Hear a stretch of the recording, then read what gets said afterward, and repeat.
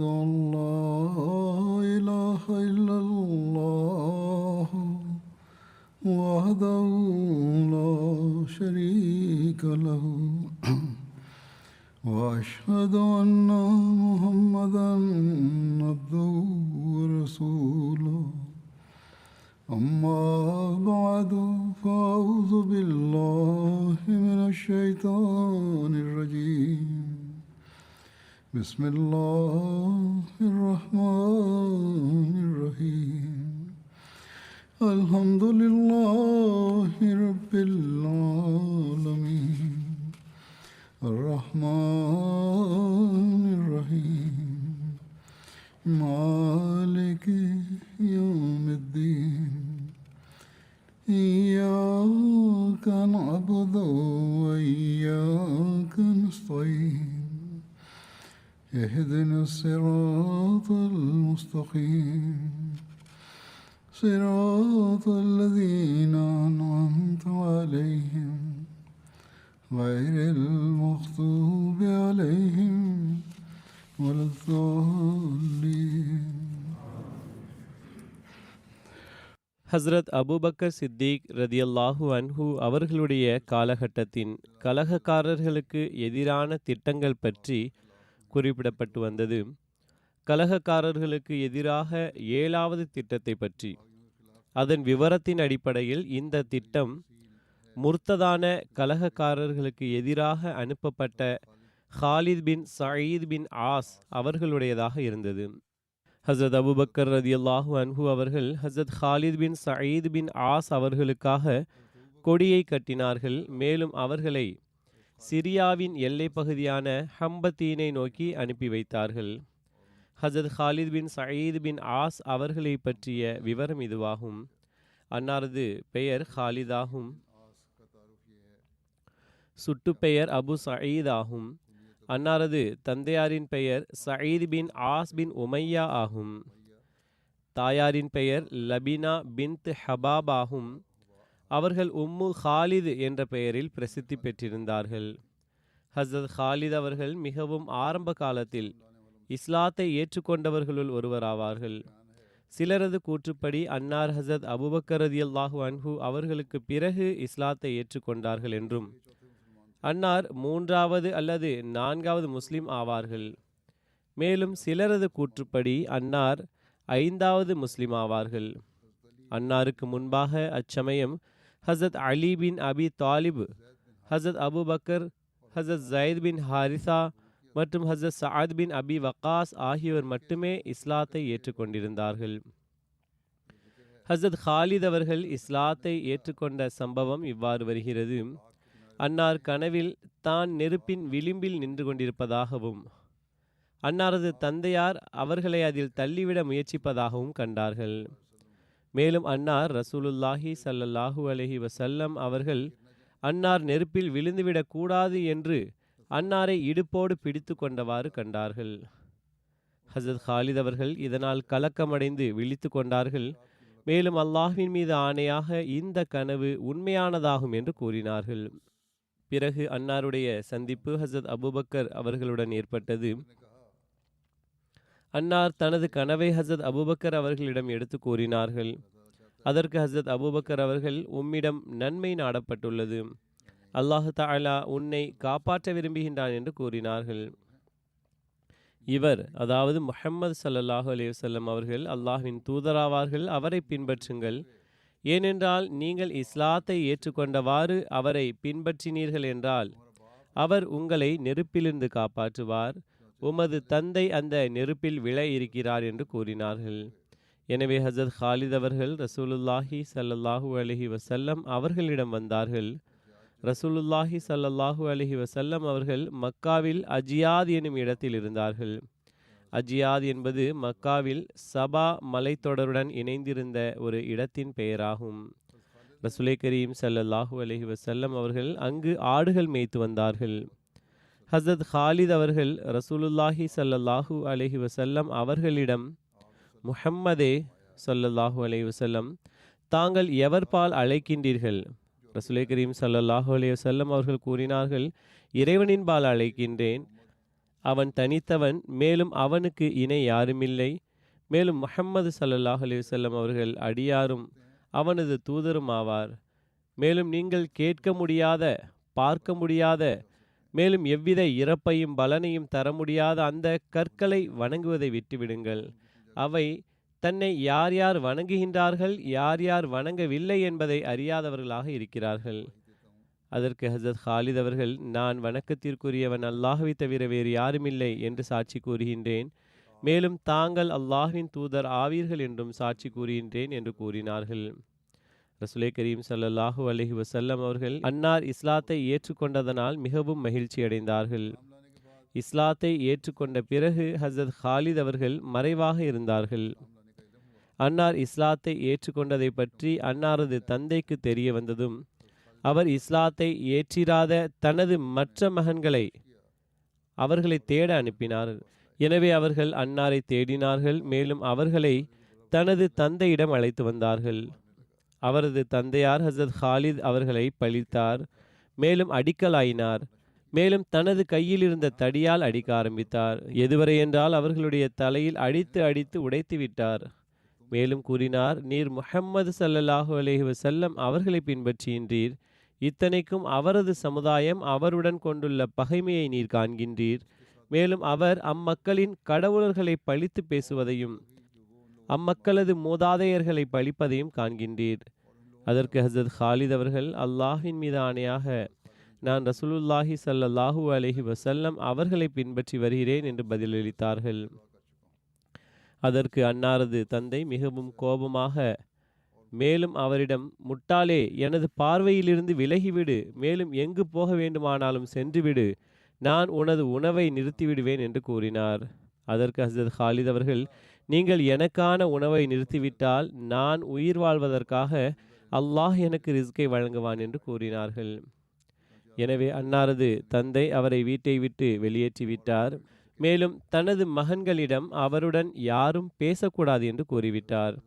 எனவே ஹஸரத் ஹாலித் அவர்கள் அங்கிருந்து புறப்பட்டு ரசூலே கரீம் ஸல்லல்லாஹு அலைஹி வஸல்லம் அவர்களுடன் தங்க ஆரம்பித்தார்கள். தனது தந்தை மீண்டும் பிடித்து பிறகு கடினம் காட்டக்கூடாது என்பதற்காக பொதுவாக தனது தந்தையிடமிருந்து மறைந்தவாறு மக்காவின் ஒதுக்குப்புறத்தில் வசித்து வந்தார்கள்.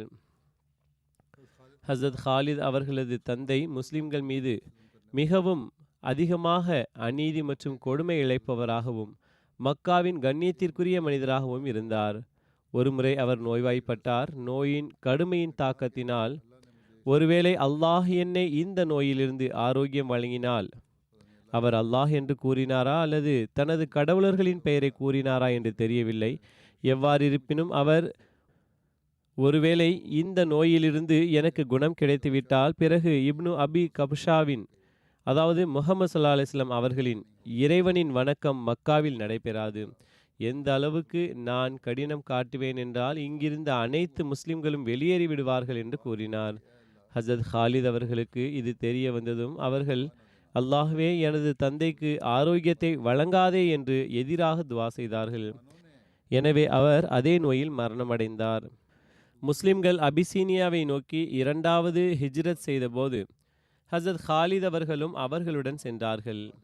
அவர்களுடன் அவர்களது மனைவி உமைமா பின்த் ஹாலித் ஹசாயாகவும் இருந்தார்கள்.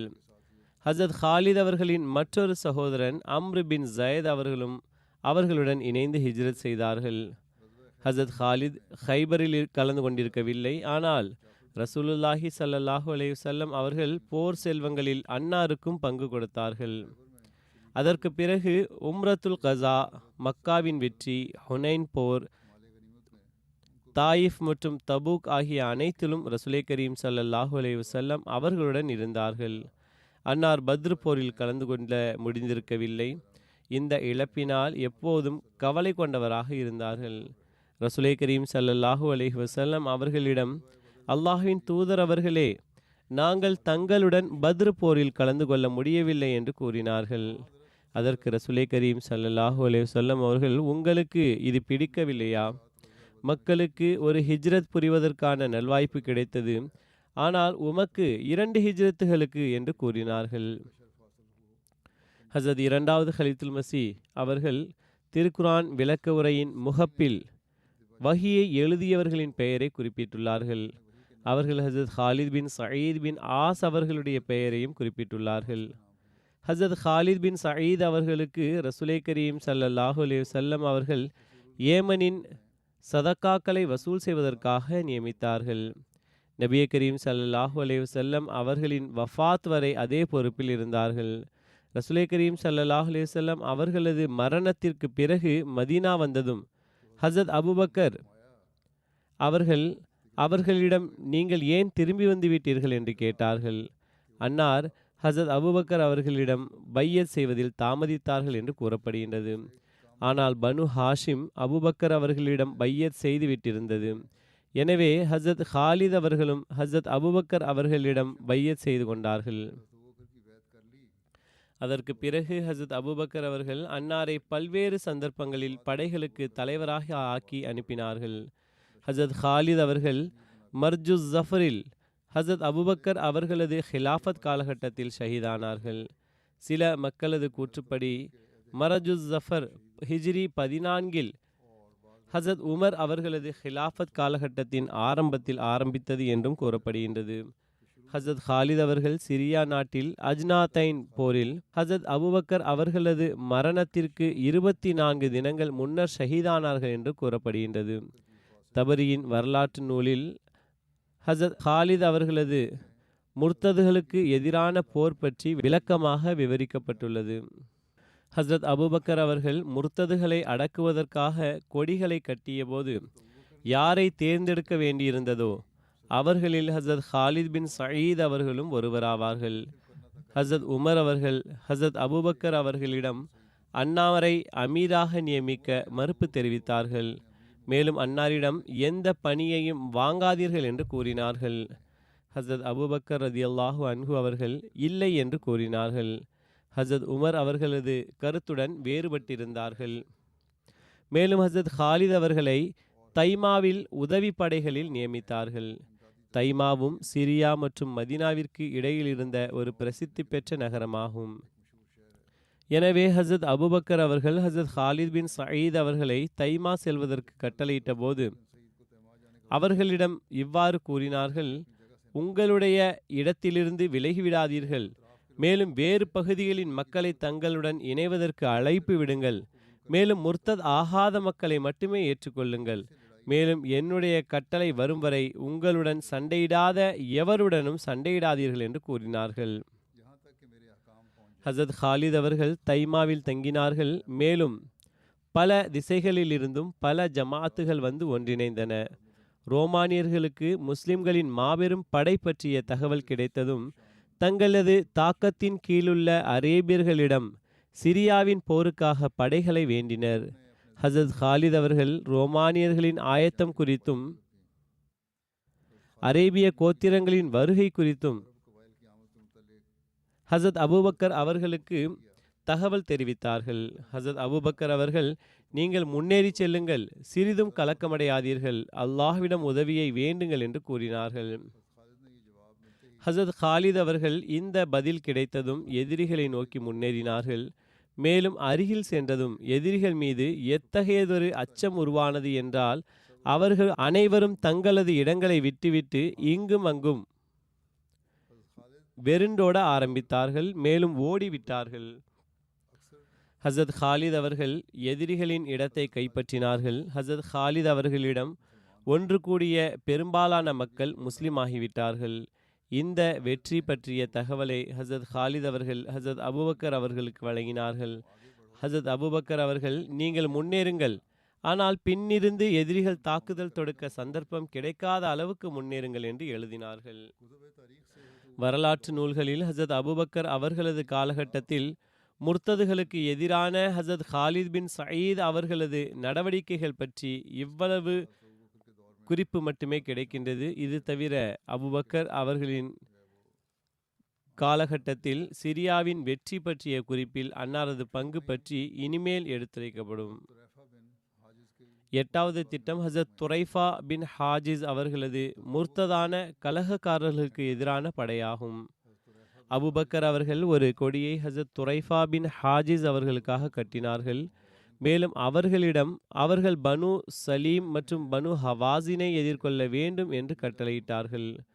ஒரு அறிவிப்பில் ஹசரத் அபூபக்கர் அவர்கள் பனு சலீம் மற்றும் பனு ஹவாஸின் ஆகிய கோத்திரங்களுடன் சண்டையிடுவதற்காக மஆன் பின் ஹாஜிஸ் அவர்களை அனுப்பினார்கள் என்றும் உள்ளது. அதாவது எவ்வாறிருப்பினும் அல்லாமா இப்னு அப்துல் பர் அவர்கள் அல் இஸ்திஆப் எனும் நூலில் ஹசரத் துரைஃபா மற்றும் மஆன் ஆகியோரது தந்தையின் பெயர் ஹாஜிஸ், அதாவது சாவுடனும், அல்லாமா இப்னு அசீர் அவர்கள் அசதுல் காபாவில் ஹாஜிர், அதாவது ராவுடனும் எழுதியுள்ளார்கள். எவ்வாறிருப்பினும் அல்லானா இப்னு அப்துல் பர் அவர்கள் அல் இஸ்திஆப் எனும் நூலில் ஹஸ்ரத் துரைஃபா மற்றும் மான் ஆகியோரது தந்தையின் பெயர் ஹாஜிஸ், அதாவது ஜா உடனும், அல்லாமா இப்னு அசீர் அவர்கள் அசதுல் காபாவில் ஹாஜிர், அதாவது ராவுடனும் எழுதியுள்ளார்கள். ஹசரத் அபூபக்கர் அவர்கள் ஹலீஃபாவாக ஆன பிறகு ஹசரத் துரைஃப் பின் ஹாஜிஸ் அவர்களை அரேபியர்களில் இஸ்லாத்தை ஏற்றுக்கொண்டிருந்த சலீம் கோத்திரத்திற்கு கண்காணிப்பாளராக ஆக்கினார்கள் மற்றும் உணர்ச்சிமிக்க தொண்டராக அவர் இருந்தார்கள். அவர்கள் எப்படிப்பட்ட தாக்கத்திற்குரிய சொற்பொழிவுகளை நிகழ்த்தினார்கள் என்றால், பனு சலீமின் பல அரேபியர்கள் அவர்களுடன் வந்து இணைந்தார்கள். மற்றொரு அறிவிப்பில் ஹசரத் அப்துல்லாஹ் பின் அபு பக்ர் அவர்கள் கூறுகிறார்கள், பனு சலீமின் நிலை எவ்வாறு இருந்தது என்றால், ரசூலை கரீம் ஸல்லல்லாஹு அலைஹி வஸல்லம் அவர்களது மரணத்திற்கு பிறகு அவர்களில் சிலர் முர்த்ததாகி இருந்தார்கள், மேலும் நிராகரிப்பின்பால் திரும்பி சென்று விட்டார்கள். சில மக்கள் தங்களது கோத்திரத்தின் தலைவர் மஆன் பின் ஹாஜிஸ் அல்லது சிலரது கருத்துப்படி அவர்களது சகோதரர் துரைஃபா பின் ஹாஜிஸ் அவர்களுடன் இஸ்லாத்தில் நிலைத்து நின்றார்கள். ஹசரத் ஹாலித் பின் வலீத் அவர்கள் துலைஹாவை எதிர்த்து புறப்பட்ட போது ஹசரத் அபூபக்கர் அவர்கள் மஆன் அவர்களிடம் பனு சலீமில் இஸ்லாத்தில் நிலைத்து நிற்கின்ற மக்களை அழைத்து கொண்டு ஹசரத் ஹாலித் அவர்களுடன் செல்லுங்கள் என்று எழுதினார்கள். ஹசரத் மஆன் தனது இடத்தில் தனது சகோதரர் துரைஃபா பின் ஹாஜிஸ் அவர்களை நியமித்துவிட்டு ஹசரத் ஹாலித் அவர்களுடன் புறப்பட்டார்கள். ஹசரத் அப்துல்லா பின் அபு பக்கர் அவர்களிடமிருந்தே மற்றொரு அறிவிப்பு உள்ளது. பனு சலீமின் ஒரு மனிதன் ஹசரத் அபூபக்கர் அவர்களிடம் வந்தான். அவனை ஃபுஜா என்று அழைப்பர். அவனது பெயர் அயாஸ் பின் அப்துல்லா ஆகும். ஃபுஜா என்ற வார்த்தையில் திடீரென்று என்ற அர்த்தம் உள்ளது. ஏனென்றால் இந்த மனிதர் திடீரென்று பயணிகள் மற்றும் குடியிருப்பு பகுதிகள் மீது தாக்குதல் தொடுத்து அவர்களை கொள்ளையடித்து விடுவான். எனவே அவனது பெயர் ஃபுஜா என்றாகிவிட்டது. எவ்வாறாகிலும் இவன் ஹசரத் அபூபக்கர் அவர்களிடம் வந்தான். மேலும் அவன், நான் முஸ்லிமாவேன், நான் காஃபிர்களுள் முர்த்ததாக ஆன மக்களுக்கு எதிராக ஜிஹாது செய்ய நாடுகிறேன், தாங்கள் எனக்கு சவாரியை வழங்குங்கள், மேலும் எனக்கு உதவி செய்யுங்கள் என்று கூறினான். ஹசரத் அபூபக்கர் அவர்கள் அவருக்கு சவாரியை வழங்கினார்கள், மேலும் போர் ஆயுதங்களை வழங்கினார்கள். பிரிதோர் இடத்தில் இதன் விவரம் இவ்வாறு கிடைக்கின்றது. அபூபக்கர் அவர்கள் அவருக்கு 2 குதிரைகள் அல்லது மற்றொரு அறிவிப்பின் அடிப்படையில் 30 ஒட்டகங்கள் மற்றும் 30 படை வீரர்களின் ஆயுதங்கள் மற்றும் 10 முஸ்லிம்களை ஆயுதங்களுடன் அவனிடம் கொடுத்தார்கள் என்று உள்ளது. இந்த மனிதன் அங்கிருந்து சென்று விட்டான். மேலும் எந்த ஒரு முஸ்லிம் அல்லது முர்த்தது அவனுக்கு முன்னால் வந்தாலும் அவர்களது செல்வங்களை பிடுங்கிக் கொள்வான், மேலும் மறுப்பவர்களை கொன்று விடுவான். எல்லோருடனும் இவ்வாறே இவர் செய்து வந்தான். முஸ்லிம்களையும் கொன்று வந்தான், ஷஹீதாக்கி வந்தான். அவனுடன் பனு ஷரீத்தின் ஒரு நபரும் இருந்தார். அவனை நஜ்பா பின் அபு மைசா என்று அழைப்பர். ஒரு அறிவிப்பில் வருகின்றது, ஃபுஜா தனது கோத்திரத்தை நோக்கி சென்றான், மேலும் வழியில் அரேபிய முர்த்ததுகளை தன்னுடன் சேர்த்து கொண்டிருந்தான். அதன் கூட்டம் அதிகரித்ததும் அவன் முதலில் தன்னுடன் இருந்த முஸ்லிம்களை கொன்றுவிட்டான். மேலும் அவர்கள் அனைவரது செல்வத்தையும் கொள்ளையடித்தான். பிறகு அவன் அநீதி இழைக்க ஆரம்பித்தான்.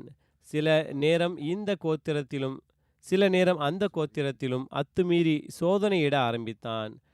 முஸ்லிம்களின் ஒரு கூட்டம் மதீனா சென்று கொண்டிருந்தது. அவர்களை கொள்ளையடித்தான். முதலில் கொள்ளையடித்தான், பிறகு கொலை செய்து ஷஹீதாக்கினான். ஹசரத் அபூபக்கர் அவர்களுக்கு இது பற்றி தகவல் கிடைத்ததும் அன்னார் ஹசரத் துரைஃபா பின் ஹாஜிஸ் அவர்களுக்கு எழுதினார்கள்.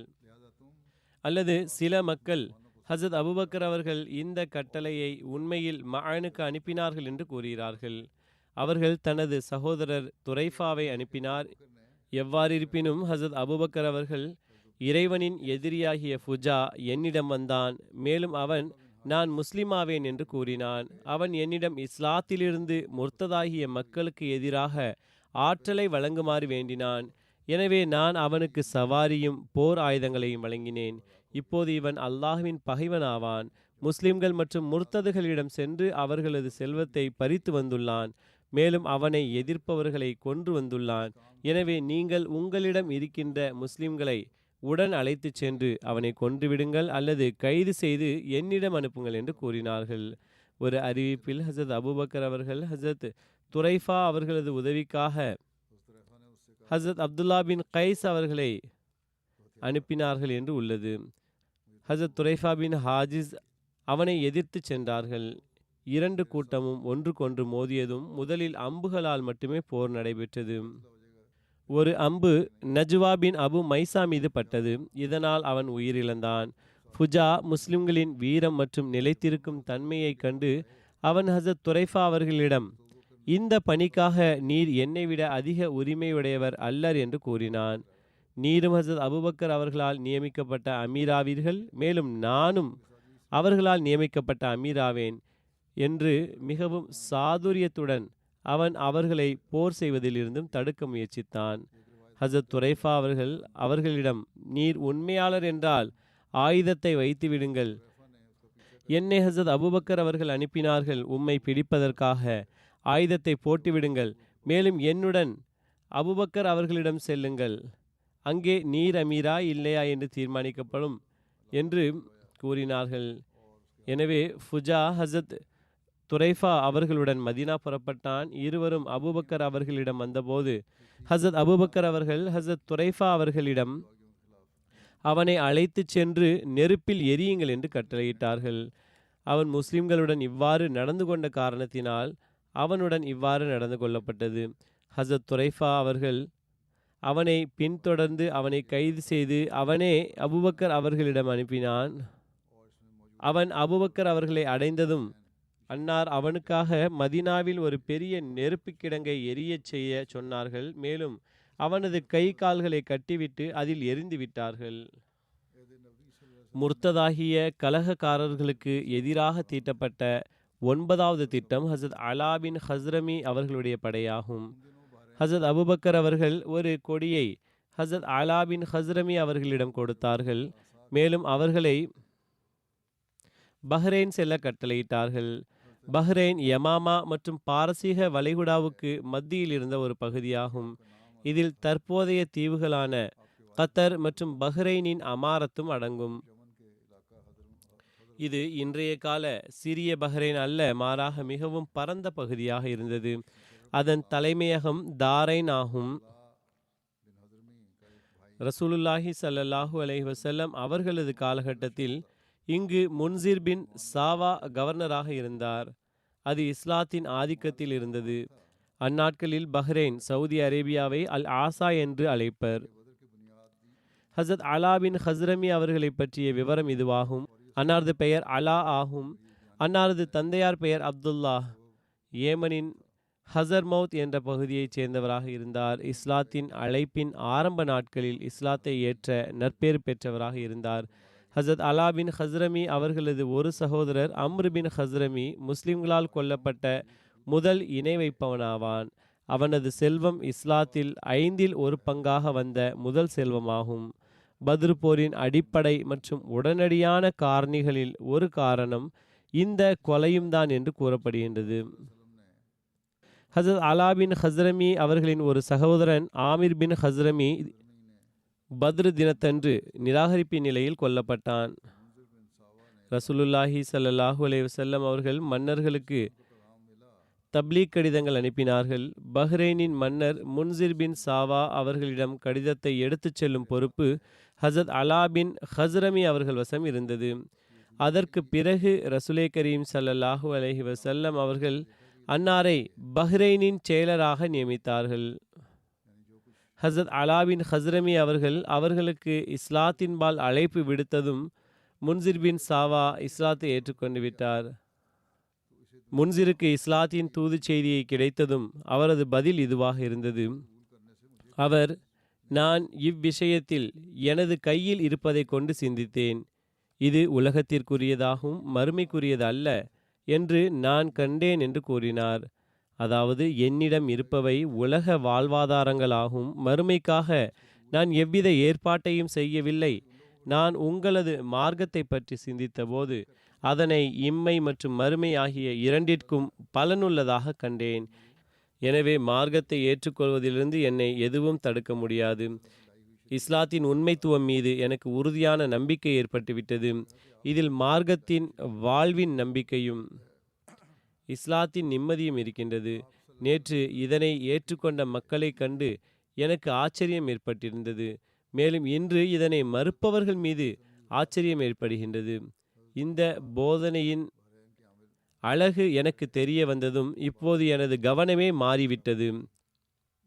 ரசூல் ஸல்லல்லாஹு அலைஹி வஸல்லம் அவர்கள் கொண்டு வந்த ஷரியத்தின் மேன்மையின் எதிர்பார்ப்பு யாதெனில், கூறுகிறார் ரசூலே கரீம் ஸல்லல்லாஹு அலைஹி வஸல்லம் அவர்களால் கொண்டு வரப்பட்ட ஷரியத்தின் மேன்மையின் எதிர்பார்ப்பு யாதெனில், ரசூல் ஸல்லல்லாஹு அலைஹி வஸல்லம் அவர்களை கண்ணியப்படுத்துவதே ஆகும்.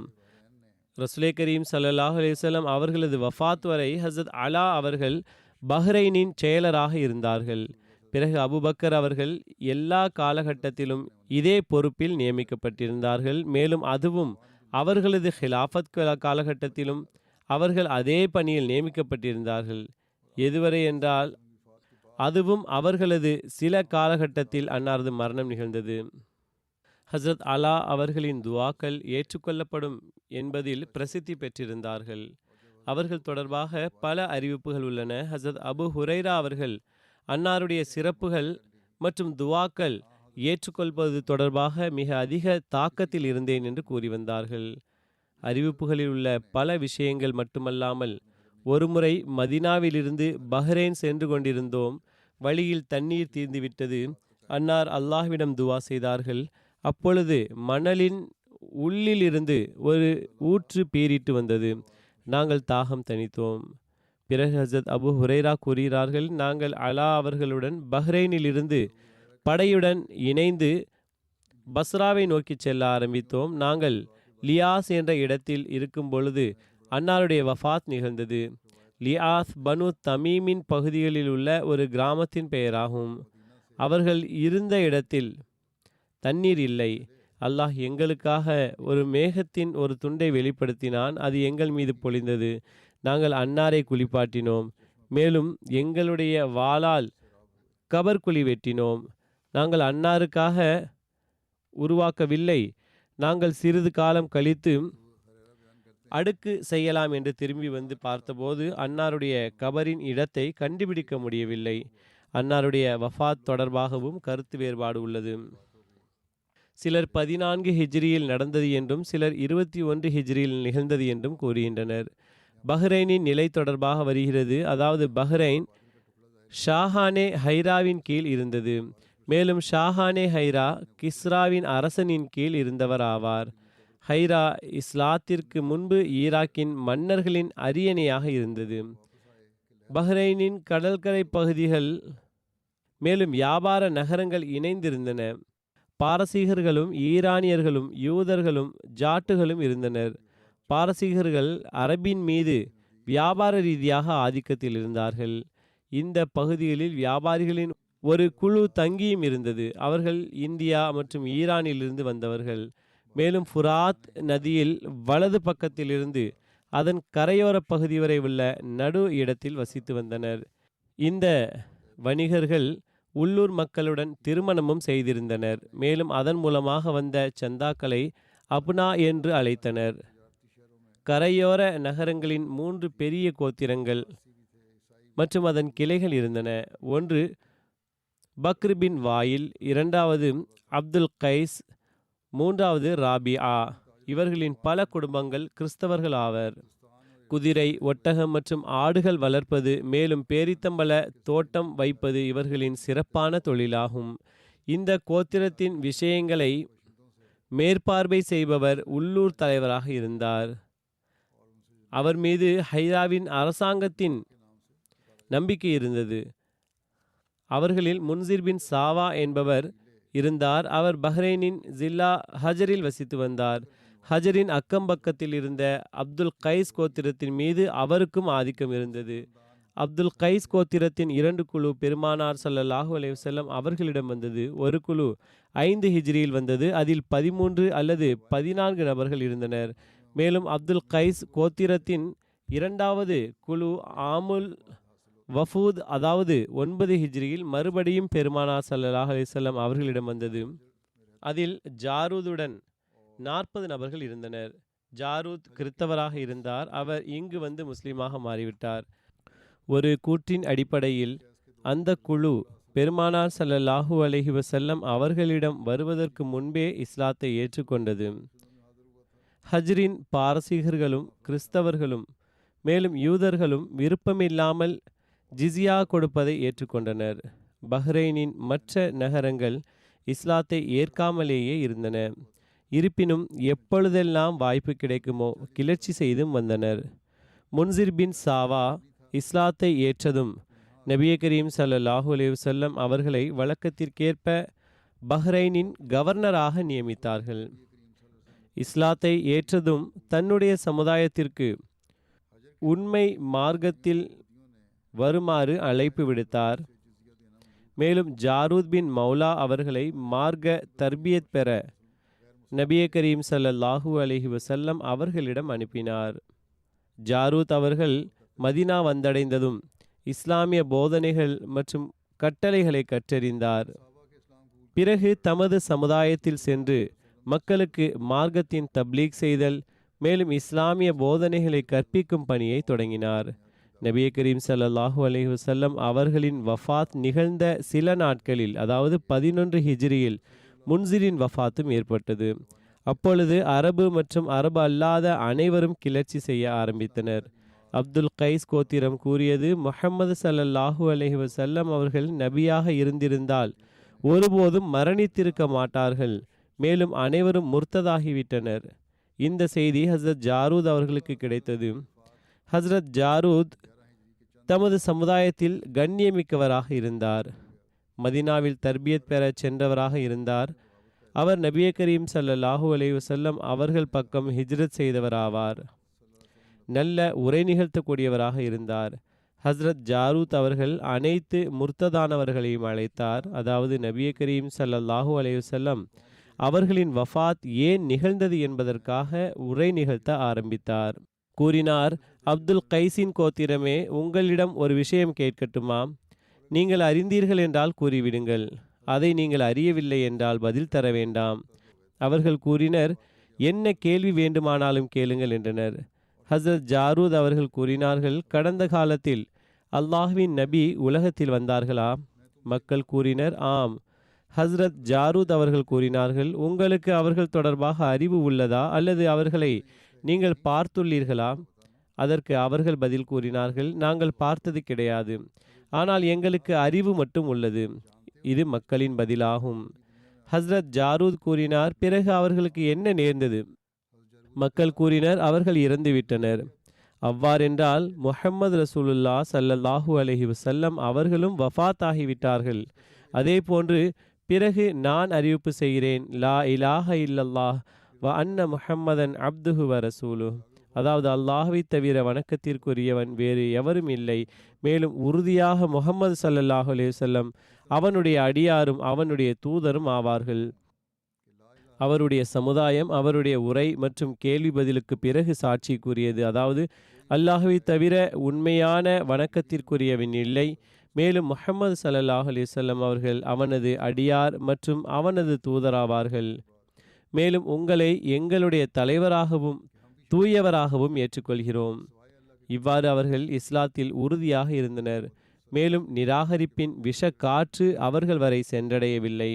மற்ற அனைத்து அரபு மற்றும் அரபு அல்லாதவர்கள் மதினாவின் ஆதிக்கத்தை முடிவுக்கு கொண்டு வர தயாராக இருந்தனர். ஈரானிய அரசு அவர்களை ஊக்குவித்தது. மேலும் கிளர்ச்சிக்கான அம்பை ஒரு பெரிய அரபியின் கையில் கொடுத்தது. ஹசரத் ரசூல் ஸல்லல்லாஹு அலைஹி வஸல்லம் அவர்களின் பிரதிநிதி ஆவான் பின் சயீத் பின் ஆஸ் அவர்கள் கிளர்ச்சியின் கருமேகங்களை பார்த்து மதீனா வந்தடைந்தார். பனு அப்துல் கைஸின் சிலர் வெளிப்படையாக இஸ்லாத்தை ஏற்றனர். ஆனால் பஹ்ரைனின் மற்ற கோத்திரமான ஹத்தம் பின் சபியாவின் தலைமையில் நிராகரிப்பில் உறுதியாக இருந்தனர். மேலும் அவர்கள் அரசவையை மறுபடியும் முன்சிரின் குடும்பத்தில் மாற்றி முன்சிர் பின் நுஅமானை தங்களுடைய மன்னராக ஆக்கி கொண்டனர். ஒரு அறிவிப்பில் உள்ளது, அவர்கள் முன்சிர் பின் நுஅமானை மன்னராக ஆக்க முடிவு செய்துள்ளனர் என்றதும் கண்ணியமிக்கவர்கள் மற்றும் தலைவர்களின் ஒரு ஜமாஅத் ஈரானின் மன்னர் கிஸ்ராவிடம் சென்றனர். அவரை சந்திக்க அனுமதி கோரினர். அவரும் அனுமதி தந்தார். அந்த மக்கள் மன்னரின் கண்ணியத்திற்கு மதிப்பளித்தார்கள். அவன் முன் சென்றார்கள். கிஸ்ரா கூறினார், அரபின் கோத்திரமே, உங்களை என்ன விஷயம் இங்கு அழைத்து வந்தது? அவர்கள் கூறினர், மன்னரே, அரபின் குறைஷிகள் மற்றும் முன்சிரின் கோத்திரங்கள் கண்ணியமாக பார்த்த அந்த அரபிய நபர் வஃபாத் ஆகிவிட்டார்கள். அதாவது ஹசரத் ரசூலே கரீம் ஸல்லல்லாஹு அலைஹி வஸல்லம் அவர்களே அந்த கண்ணியத்திற்குரிய நபர் ஆவார்கள். மேலும் பிறகு கூறினார்கள், அவருக்கு பிறகு அவரது இடத்தில் இருக்கக்கூடிய ஒரு மனிதர் எழுந்தார். அவர் மிக பலவீனமான உடல்வாகுடைய மற்றும் பலவீனமான கருத்துடையவராக இருந்தார். ஹசரத் அபூபக்கர் அவர்களை பற்றி இந்த கருத்தை கூறினார்கள். மேலும் அவரது பணியாளர்கள் தங்களுடன் இருப்பவர்களை நோக்கி வழிகாட்டலுக்காக திரும்பி சென்று விட்டனர். இன்று பஹ்ரைன் பகுதி அவர்களது கைகளில் இருந்து சென்றுவிட்டது. அப்துல் கைஸின் சிறிய ஜமாத்தை தவிர வேறு யாரும் இஸ்லாமிய மார்க்கத்தில் நிலைத்திருக்கவில்லை. மேலும் எம்மை பொறுத்தவரை அவர்களுக்கு எந்த ஒரு அந்தஸ்தும் இல்லை. மேலும் நம்மிடம் அவர்களை விட அதிக சவாரிகள் காலாட்படையினரும் பெரும்பான்மையில் இருக்கிறார்கள்.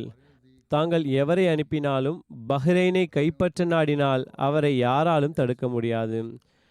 அதற்கு கிஸ்ரா அவர்களிடம், நான் உங்களுடன் பஹ்ரைன் அனுப்புவதற்கு யாரை விரும்புகிறீர்கள் என்று கேட்டார். அவர்கள், மன்னர் யாரை விரும்புகிறாரோ அவரை என்று கூறினார். கிஸ்ரா, முன்சிர் பின் நுஅமான் பின் முன்சிரை பற்றி நீர் என்ன கூறுகின்றீர் என்று கேட்டார். அதற்கு அவர், மன்னரே, நாங்களும் அவரையே விரும்புகின்றோம், அவரை இன்றி வேறு யாரையும் விரும்பவில்லை என்று கூறினர். பிறகு கிஸ்ரா முன்சிர் பின் நுஅமானை அழைத்தார். அவர் இளைஞராக இருந்தார். அப்போதுதான் அவருக்கு புதிதாக தாடி முளைத்திருந்தது. மன்னர் அவருக்கு ராஜ உடையை வழங்கினார். மேலும் மகுடத்தை சூட்டினார். மேலும் 100 குதிரை படைகளையும் மேலும் 7000 காலாட்படையினரையும் மேலும் சவாரிகளையும் வழங்கினார். அதனை பக்கர் பின் வாயில் கோத்திரத்துடன் பஹ்ரைன் செல்வதற்கு கட்டளையிட்டார். மேலும் அவருடன் அபு சபியா பின் ஜயத் என்பவர், அவரது பெயர் ஷரீ பின் சபியா ஆகும், பனு கைஸ் பின் சஅலபாவை சேர்ந்தவர். மேலும் அவரது சுட்டுப்பெயர் ஹத்தம் ஆகும். அவர் இஸ்லாத்தை ஏற்றுக்கொண்ட பிறகு மார்க்கத்தை துறந்துவிட்டான். மேலும் ஜபிஆ பின் அம்ரு மற்றும் முஸ்மஆ பின் மாலிக் ஆகியோரும் இருந்தனர். முதலில் இவர்கள் ஜாலூத் மற்றும் அப்துல் கைஸின் கோத்திரத்தை இஸ்லாத்திலிருந்து விலக்கி வைக்க முயற்சி செய்தார்கள். அதனால் பலனளிக்கவில்லை. எனவே ஹத்தம் பின் சபிஆ பலத்தின் ஆற்றலால் அவர்களை கட்டுப்படுத்த நாடினான். அவன் கத்தீஃப் மற்றும் ஹிஜ்ர் ஆகியவற்றில் தங்கியிருந்த வெளிநாட்டு வியாபாரிகள் மற்றும் இதற்கு முன்பாக இஸ்லாத்தை ஏற்றுக்கொள்ளாத மக்களை தன்னுடன் இணைத்து கொண்டான். அப்துல் கைஸ் கோத்திரத்து மக்கள் தங்களது தலைவர் ஹசரத் ஹாரூத் பின் முஅல்லாவிடம் 4000 எண்ணிக்கையில் தங்களது பணியாட்கள் மற்றும் அடிமைகளுடன் ஒன்று கூடினார்கள். மேலும் பக்ர் பின் வாயில் கோத்திரமானது தன்னுடன் தனது 9000 ஈரானியர்கள் மற்றும் 3000 அரேபியர்களுடன் அவருக்கு அருகில் வந்தார்கள். பிறகு இரு கூட்டத்தினரிடையே கடுமையான போர் நடந்தது. மேலும் பக்ர் பின் வாயில் கோத்திரத்தினருக்கு மிக பெரும் இழப்பை சந்திக்க வேண்டியிருந்தது. அவர்களது மற்றும் ஈரானியர்களில் பெரும்பாலோர் கொல்லப்பட்டார்கள். பிறகு அவர்கள் 2வது முறை கடுமையாக போர் புரிந்தார்கள். இம்முறை அப்துல் கைஸுக்கு அதிகமான இழப்பை சந்திக்க வேண்டியிருந்தது. இவ்வாறாக அவர்கள் ஒருவர் மற்றவரிடம் பழி வாங்கி கொண்டிருந்தார்கள். மேலும் அவர்களிடையே பல நாட்கள் போர் தொடர்ந்து நடைபெற்றது. எதுவரை என்றால் பல மக்கள் கொல்லப்பட்டார்கள். அப்துல் கைஸ் கோத்திரத்தின் பொதுமக்கள் பக்ர் பின் வாயில் கோத்திரத்திடம் சமாதானத்திற்கு விண்ணப்பித்தார்கள். அச்சமயம் அப்துல் கைஸ் தற்போது அவர்கள் பக்ர் பின் வாயிலுக்கு எதிராக ஆற்றல் கொண்டிருக்கவில்லை என்பதை தெரிந்து கொண்டார்கள். எனவே அவர்கள் தோல்வியடைந்தார்கள். எதுவரை என்றால் அவர்கள் ஹஜ்ரின் எல்லையில் தங்களது ஜவாசா என்ற பெயருடைய கோட்டையில் கைப்பற்றப்பட்டனர். இது பஹ்ரைனில் நபிய கரீம் ஸல்லல்லாஹு அலைஹி வஸல்லம் அவர்களது பள்ளிவாயிலுக்கு பிறகு முதலில் ஜுமுஆ தொலை வைக்கப்பட்ட இடமாகும். எனவே புகாரியில் ஒரு அறிவிப்பு வருகின்றது. ஹசரத் இப்னு அப்பாஸ் அவர்கள் அறிவிக்கிறார்கள். இந்த அறிவிப்பில் அவர்கள் கூறுகிறார்கள், இன்ன அவ்வல ஜுமுஅத்து ஜமாஅத்து பாதல் ஜுமுஅத்தி ஃபி மஸ்ஜிதி ரசூலில்லாஹி ஸல்லல்லாஹு அலைஹி வஸல்லம் ஃபி மஸ்ஜிதி அப்துல் கைசி பி ஜவாசி மினல் பஹ்ரைன். அதாவது ரசூலே கரீம் ஸல்லல்லாஹு அலைஹி வஸல்லம் அவர்களது மஸ்ஜிதுக்கு பிறகு முதல் ஜுமுஆ அப்துல் கைஸ் கோத்திரத்தின் மஸ்ஜிதில் பஹ்ரைனின் ஜவாஸ் என்னும் இடத்தில் நடந்தது. பனு பின் பக்ர் வாசிகள் தங்களது ஈரானிய மக்களுடன் முன்னேறினார்கள். மேலும் அவர்களது கோட்டை வரை சென்றடைந்தார்கள். மேலும் அவர்களை சுற்றி வளைத்தார்கள். மேலும் அவர்களது உணவை தடுத்துவிட்டார்கள். பனு பக்ர் பின் கலாபின் ஒரு மனிதன் அப்துல்லா பின் அவுஃப் அப்தி, அவனது பெயர் அப்துல்லா பின் ஹசஃபும் ஆகும். அந்த சந்தர்ப்பத்தில் அபுபக்கர் மற்றும் மதினாவாசிகளை நோக்கி சில கவிதைகளை வாசித்தான். அதில் தனது நிலைமை மற்றும் பலவீனம் மற்றும் தைரியம் மற்றும் பொறுமையின் நிலையை வெளிப்படுத்தினான். அதன் கவிதைகள் மிக நீளமான கவிதையாக இருக்கின்றன. எவ்வாறு இருப்பினும் அதன் மொழியாக்கம் இவ்வாறாகும். கேட்பவர்களே, அபுபக்கர் மற்றும் மதினாவின் அனைத்து இளைஞர்களுக்கும் தூது செய்தியை எட்டவை. ஜவாசாவில் பசி மற்றும் முற்றுகையிடப்பட்ட நிலையில் மாலையை கழித்த அந்த இளைஞர்களுக்காக எனக்கு தங்களிடமிருந்து உதவி கிடைக்குமா? மேலும் எல்லா வழியிலும் அவர்களுடைய இரத்தம் சூரிய ஒளிக்கதிர்களைப் போன்று படர்ந்து இருக்கின்றன. அது பார்ப்பவர்களது பார்வையை தடுமாறச் செய்கின்றது. பனு சஹில் மற்றும் பனு அஜல் மற்றும் ஷைபான் மற்றும் கைஸ் கோத்திரங்களும் அநீதி இழைத்தவாறே அவர்கள் அனைவரையும் கைப்பற்றிவிட்டனர். அவர்களது தலைமை கர்வம் கொள்கிறது. கர்வத்தின் உண்மையான பெயர் முன்சிர் பின் நுஅமான் பின் முன்சிர் ஆகும். ஏனென்றால் அவன் எங்களது மனைவிகளையும் சந்ததிகளையும் அநியாயமாக பறித்து விட்டான். அவர்களது முற்றுகை கடுமையாக மற்றும் நீளமாக ஆனபோது அவர்கள் எங்கள் மீது வெற்றி பெற்று விட்டார்கள். நாங்கள் சோதிக்கப்பட்டதால் நாங்கள் கருணை மிக்க இறைவன் மீது நம்பிக்கை கொண்டு விட்டோம். ஏனென்றால் நாங்கள் அவன் மீது முழு நம்பிக்கை கொண்டவர்கள் மீது அருள் கிடைப்பதை கண்டுவிட்டோம். இறைவனே, எங்கள் ரப் என்ற விஷயத்தில் நாங்கள் திருப்தி கொண்டு விட்டோம். இஸ்லாம் எங்கள் மார்க்கம் என்பதில் நாங்கள் திருப்தி கொண்டு விட்டோம். மேலும் நாங்கள் கூறினோம், விவகாரங்கள் சீரடைந்துவிடும். மேலும் எங்களது மூதாதையர்களின் சந்ததிகள் அது புத்தி பேதளித்து விட்டது. நாங்கள் இஸ்லாத்தில் நிலைத்து நின்றவாறு உங்களிடம் போர் செய்து கொண்டிருப்போம். எதுவரை என்றால், ஒன்று நீங்கள் மடிய வேண்டும், அல்லது நாங்கள். இந்தியாவின் கூரான வாளால் போரிடுவோம். அது கூர்மையாக வெட்டக்கூடியதும் கவசத்தையும் கேடயத்தையும் வெட்டக்கூடியதுமாகும். அப்தி அவர்கள் இந்த கவிதையை தூது செய்தியின் வடிவத்தில் அனுப்பி வைத்தார்கள். அபுபக்கர் இந்த கவிதைகளை படித்ததும் அப்துல் கைஸ் அவர்களின் நிலையை குறித்து தெரிய வந்தது. இதனால் அவர்களுக்கு மிகுந்த வருத்தம் ஏற்பட்டது. அவர்கள் அலா பின் ஹஸ்ரமி அவர்களை அழைத்தார்கள். படையின் தலைமை பொறுப்பை அவர்களிடம் ஒப்படைத்தார்கள். மேலும் 2000 முஹாஜிர்கள் மற்றும் அன்சார்களுடன் அப்துல் கைஸுக்கு உதவுவதற்காக பஹ்ரைனுக்கு செல்லும்படி கட்டளையிட்டார்கள். மேலும் செல்கின்ற வழியில் அரபு நாட்டின் கோத்திரங்களில் எந்த கோத்திரத்தை சந்தித்தாலும் அவர்களை பனு பக்ர் பின் வாயிலுடன் போர் செய்ய முன்வருமாறு ஊக்கமளியுங்கள். ஏனெனில் அவர்கள் பாரசீக மன்னனால், அதாவது கிஸ்ரா மன்னனால் நியமிக்கப்பட்ட முன்சிர் பின் நுஅமான் பின் முன்சிருடன் வந்திருக்கின்றனர். அந்த மன்னன் இவரது தலையில் மகுடம் சூட்டியுள்ளான். அவர்கள் அல்லாஹ்வின் ஒளியை அழித்துவிடும் எண்ணம் கொண்டுள்ளனர். மேலும் அவர்கள் அல்லாஹ்வின் நண்பர்களை கொலை செய்துள்ளனர். ஆகவே நீங்கள் லா ஹவ்ல வலா குவத்த இல்லா பில்லாஹ், அதாவது எங்களுக்கு பாவங்களிலிருந்து விலகவும் சக்தி இல்லை, நன்மைகளை செய்யவும் சக்தி இல்லை, ஆனால் அல்லாஹ்வின் மூலமே அது சாத்தியம் என்று ஓதியவாறு புறப்பட்டு செல்லுங்கள் என்று வழிகாட்டல் வழங்கி அனுப்பினார்கள். ஹசரத் அலா பின் ஹஸ்ரமி புறப்பட்டு சென்றார்கள். அவர்கள் யமாமாவுக்கு பக்கத்தில் அவ்வழியே கடந்து செல்லும்போது ஹசரத் உசாமா அவர்கள் ஹசரத் சமாமா பின் அசால் பின் ஹனீஃபாவின் ஒரு கூட்டத்துடன் அவர்களை வந்தடைந்தார்கள். இவர்களை தவிர கைஸ் பின் ஆசிம் அவர்களும் பனு தமீம் என்ற தமது கோத்திரத்துடன் ஹசரத் அலா பின் ஹஸ்ரமி அவர்களின் படையுடன் வந்து இணைந்து விட்டார்கள். முன்னதாக கைஸ் பின் ஆசிம் அவர்கள் ஜக்காத் கொடுக்க மறுத்த மக்களுடன் இணைந்திருந்தார்கள். தமது கோத்திரத்தின் ஜக்காத்தை மதினாவுக்கு அனுப்புவதை அறவே நிறுத்திவிட்டார்கள். மேலும் ஜக்காத் மூலம் வசூலான செல்வங்களை மக்களுக்கு திருப்பி கொடுத்து விட்டார்கள். ஆனால் ஹசரத் ஹாலித் பின் வலீத் அவர்கள் யமாமாவில் பனு ஹனீஃபாவை தோற்கடித்ததும் கைஸ் பின் ஆசிம் அவர்கள் முஸ்லிம்களுக்கு கட்டுப்படுவதுதான் தனக்கு பாதுகாப்பு என்று உணர்ந்து பனு தமீம் என்ற தமது கோத்திரத்திடம் ஜக்காத்தை திரட்டி ஹசரத் அலா பின் ஹஸ்ரமி அவர்களின் படையுடன் வந்து இணைந்து விட்டார்கள். ஹசரத் அலா அவர்கள் தமது படையை தஹ்னா என்ற பகுதி வழியாக பஹ்ரைனுக்கு அழைத்து சென்றார்கள். தஹ்னாவும் பஸ்ராவிலிருந்து மக்காவுக்கு செல்லும் வழியில் உள்ள பனு தமீமின் ஒரு பகுதியாகும். அறிவிப்பாளர் கூறுகின்றார், நாங்கள் அதன் நடுப்பகுதிக்கு சென்றதும் அங்கு கூடாரங்கள் அமைக்க கட்டளையிட்டார்கள். இரவின் இருளில் ஒட்டகங்கள் கட்டுப்பாடின்றி ஓடிவிட்டன.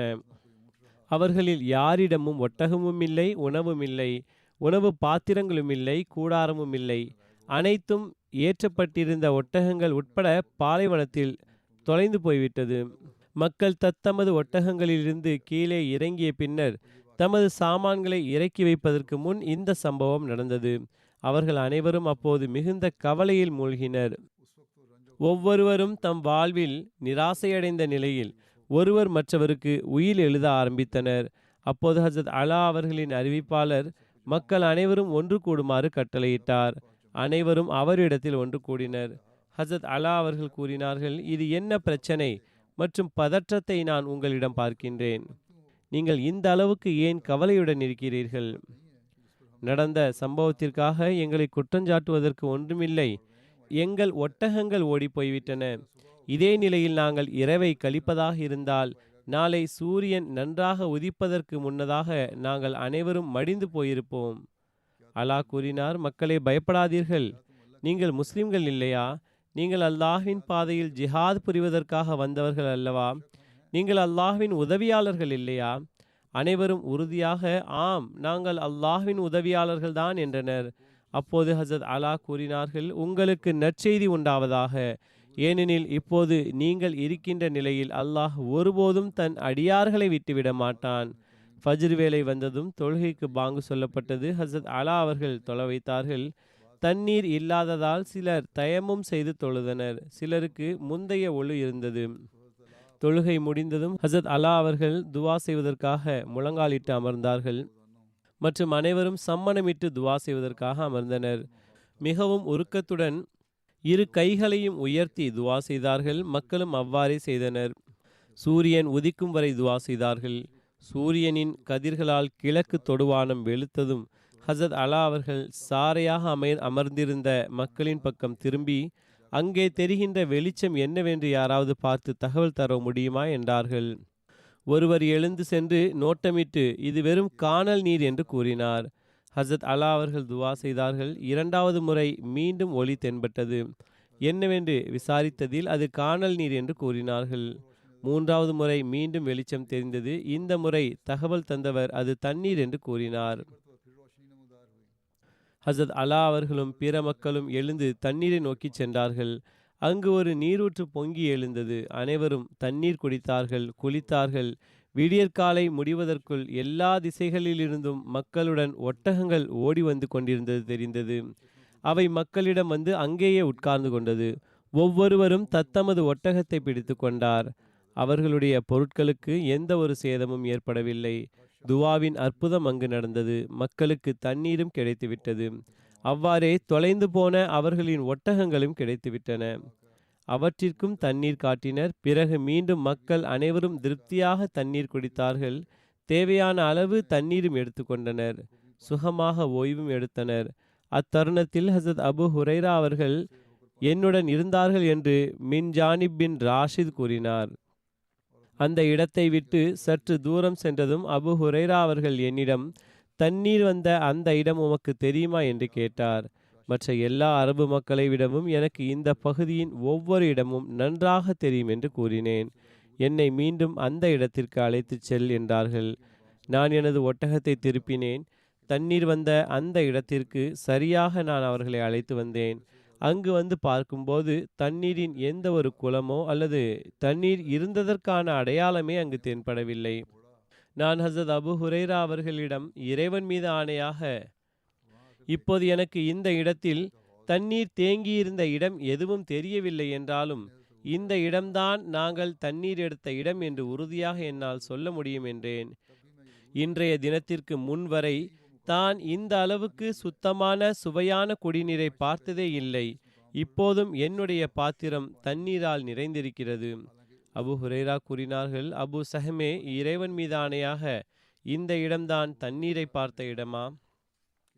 அதனால்தான் நான் உன்னை அழைத்து கொண்டு வந்திருக்கிறேன். நான் என்னுடைய பாத்திரத்தில் தண்ணீரை நிறைத்து இந்த குளத்தின் கரையில் அதனை வைத்தேன் என்று கூறினேன். இது அல்லாஹ்வின் அற்புதம் என்றால், மேலும் அவனால் இறக்கப்பட்ட கருணை என்றால் நான் அதை தெரிந்து கொள்வேன்.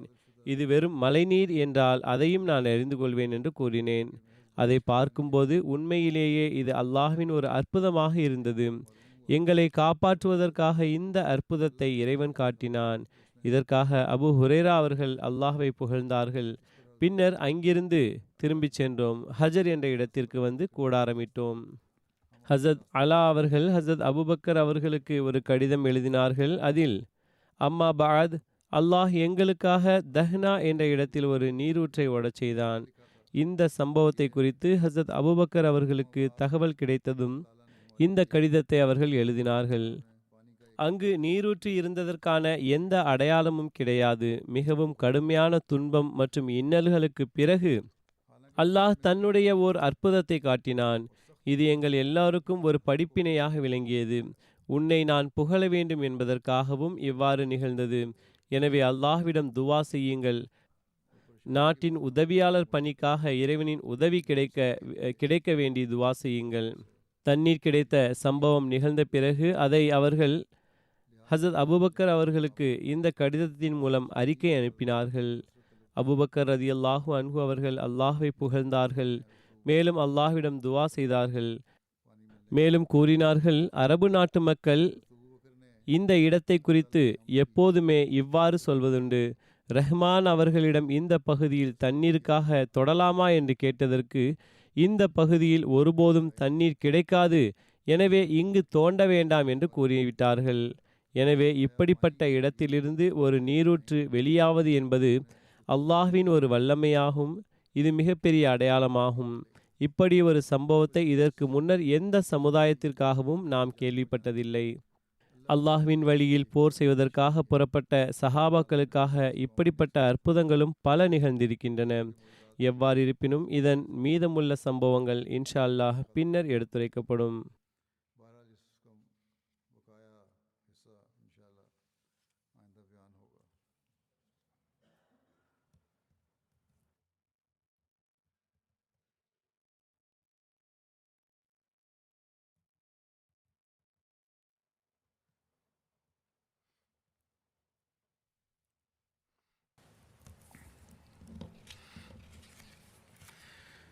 الحمد لله الحمد لله نحمده ونستعينه ونستغفره